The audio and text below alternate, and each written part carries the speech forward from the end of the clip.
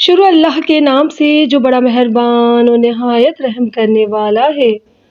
السلام علیکم۔ ہاروت و ماروت کون تھے؟ بابل کا کنواں کہاں ہے؟ اور ہاروت و ماروت کا جادو کس طرح کا تھا؟ یہ وہ پر اسرار سوالات ہیں جن کے جواب تو بہت ہیں اور لکھنے والوں نے بھی بہت کچھ لکھا ہے، لیکن ان قصے کہانیوں میں حقیقت کو تلاش کرنا گہرے سمندر سے موتی نکالنے کے برابر ہے۔ ہاروت و ماروت کے متعلق بنیادی طور پر دو طرح کی روایتیں ملتی ہیں، ایک وہ جو قرآن و حدیث اور تابعین کے اقوال میں موجود ہیں، دوسری وہ جو تورات و انجیل اور اسرائیلی روایتوں میں آتی ہیں، جبکہ ان اسرائیلی روایتوں کے بیشتر علماء اور مورخین نے تائید کی ہے۔ اس ویڈیو میں ان دونوں ہی طرح کی روایتوں اور واقعات کو مکمل پیش کروں گی۔ روایتوں کے مطابق حضرت ادریس علیہ السلام کے زمانے میں ایک مرتبہ آسمان زمین کے درمیان سے پردوں کو ہٹا دیا گیا تو فرشتوں نے زمین میں آباد انسانوں پر تعجب کیا اور بولے، یا رب العالمین، ہم تو گناہ کے قریب بھی نہیں جاتے، جبکہ یہ بنی آدم گناہوں میں اتنے مبتلا ہیں۔ اگر ہم ان کی جگہ ہوتے تو کبھی تیری نافرمانی نہ کرتے۔ اللہ نے ارشاد فرمایا، انسانوں کو غصہ اور شہوت دی گئی ہے، اگر یہ چیزیں تمہیں دی جائیں تو تم بھی اسی طرح گناہ میں ملوث ہو جاؤ گے، لیکن فرشتوں نے کہا، ہم ایسا ہرگز نہ کریں گے۔ لہٰذا اللہ کے حکم سے فرشتوں نے اپنی جماعت میں سے دو بہترین اور اطاعت گزار فرشتوں کو چن لیا جن کا نام ہاروت اور ماروت تھا۔ اللہ نے ان دونوں فرشتوں میں انسانی فطرت اور شہوت ڈال کر دنیا میں بھیجا۔ وہ شہر بابل میں دو خوبصورت انسان بن کر آئے اور قاضی کے کام پر مقرر ہوئے، جہاں وہ لوگوں کے درمیان فیصلے کیا کرتے تھے۔ ایک دن ان کے پاس ایک عورت اپنا مقدمہ لے کر آئی اور کہا، اس کا شوہر اسے بہت پریشان کرتا ہے۔ ہاروت و ماروت نے جب اس عورت کو دیکھا تو وہ اس کی خوبصورتی اور حسن سے مرعوب ہو گئے اور اس پر عاشق ہو گئے۔ انہوں نے اس عورت سے زنا کی خواہش کی تو عورت نے ان سے کہا، تمہاری یہ خواہش میں تبھی پوری کروں گی جب تم بت کی پوجا کرو، شراب پیو یا میرے خاوند کو قتل کر دو۔ ہاروت و ماروت نے شراب نوشی کو چھوٹا گناہ سمجھ کر پی لیا اور نشے کی مستی میں دو اور کبیرہ گناہ کر بیٹھے۔ اس عورت نے ان سے آسمان پر چڑھنے کا عمل بھی سیکھ لیا جس کے ذریعے وہ آسمان پر جاتے تھے۔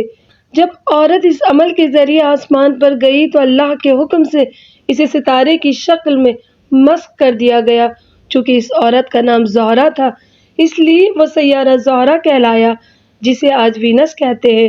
اس گناہ کی وجہ سے ہاروت و ماروت خود وہ اسم اعظم بھول گئے جسے پڑھ کر وہ آسمان پر جاتے تھے، اور بطور سزا انہیں بابل کے ایک کنویں میں الٹا لٹکا دیا گیا جہاں وہ تا قیامت یوں ہی قید رہیں گے۔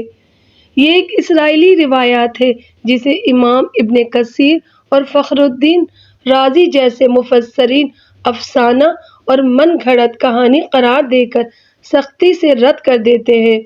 وہیں امام سیوطی جیسے علماء اس روایات کو مستند مانتے ہیں۔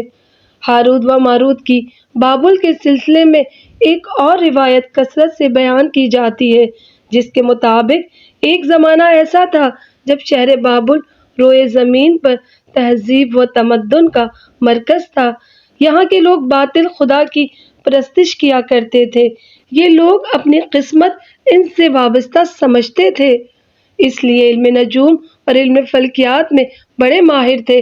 ان کے بت قدوں میں ستاروں کی پوجا کی جاتی تھی۔ یہ لوگ جادو، تنتر منتر، سفلی کو بہت اہمیت دیتے اور اس علم کے ذریعے معاشرے میں خوب فساد پھیلاتے تھے۔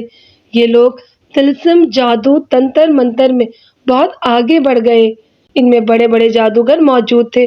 ان کی تاریخی کتابوں میں جگہ جگہ جادو اور تنتر منتر ہی نظر آتا ہے۔ ان کا جادو دور دور تک مشہور تھا۔ مختصر یہ کہ اس شہر کا باشندہ ہونا ہی جادوگر ہونے کی علامت تھی۔ جب حضرت سلیمان علیہ السلام کی حکومت آئی تو آپ نے ان لوگوں کو اس شرکیہ عمل سے روکا اور ان کی سحر اور جادو کی کتابوں کو ایک جگہ جمع کر کے اپنی عظیم کرسی کے نیچے دفن کر دیا تاکہ اس فتنہ انگیز علم کا جڑ سے خاتمہ ہو جائے۔ جب سلیمان علیہ السلام کی وفات ہوئی تو شیطان نے ان کتابوں کو دوبارہ کھود کر نکالا اور لوگوں سے کہا سلیمان پیغمبر نہیں تھا بلکہ ان کتابوں کے ذریعے ہی حکومت کرتا تھا، لہٰذا ہوا میں اڑنا، جنات پر قابو اور سلیمان علیہ السلام کے غیر معمولی معجزات دراصل جادو اور سفلی کا عمل تھا۔ بنی اسرائیل نے اس کی پیروی کی اور ان کتابوں کو پڑھنا شروع کر دیا، لہٰذا دوبارہ یہ شر انگیز علم اس قوم میں سرایت کر گیا۔ اللہ نے سلیمان علیہ السلام پر لگائے گئے الزام اور تہمت کی نفی کرتے ہوئے سورہ بقرہ میں فرمایا ہے، انہوں نے اس چیز کی پیروی کی جو شیطان سلیمان کی بادشاہت کے وقت پڑھتے تھے، اور سلیمان نے کفر نہیں کیا تھا لیکن شیطانوں نے ہی کفر کیا، لوگوں کو جادو سکھاتے تھے، اور اس چیز کی بھی جو شہر بابل میں ہاروت و ماروت 2 فرشتوں پر اتارا گیا تھا، اور وہ کسی کو نہ سکھاتے تھے جب تک یہ نہ کہہ دیتے کہ ہم تو صرف آزمائش کے لیے ہیں، تو کافر نہ بن۔ لہٰذا جب یہ سحر کا علم بابل میں عام ہو گیا اور لوگوں کی تکلیف اور پریشانی کا باعث بن گیا تو اللہ نے 2 فرشتوں کو انسانی صورت میں مامور کیا کہ وہ جادو کے عوامل اور اسے باطل کرنے کا طریقہ لوگوں کو سکھائیں تاکہ وہ جادوگروں کے فساد اور شر سے محفوظ رہ سکے، لیکن یہ تعلیمات غلط مقصد کے لیے بھی استعمال ہو سکتی تھی۔ حالانکہ وہ فرشتے لوگوں کو تنبیہ کرتے تھے اور ان کے لیے صراحتاً کہتے تھے کہ تمہارے لیے ایک طرح کی آزمائش ہے، لیکن پھر بھی وہ لوگ ایسے کاموں میں پڑ گئے جو انسانوں کے لیے ضرر اور نقصان کا باعث تھا۔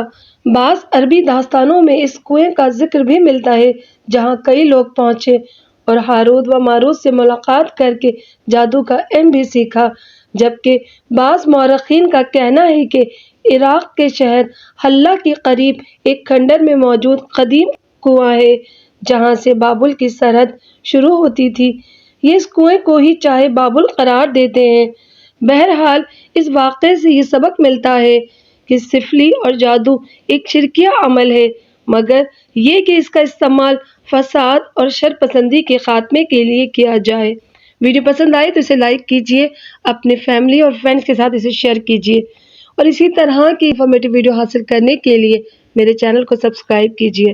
جزاک اللہ۔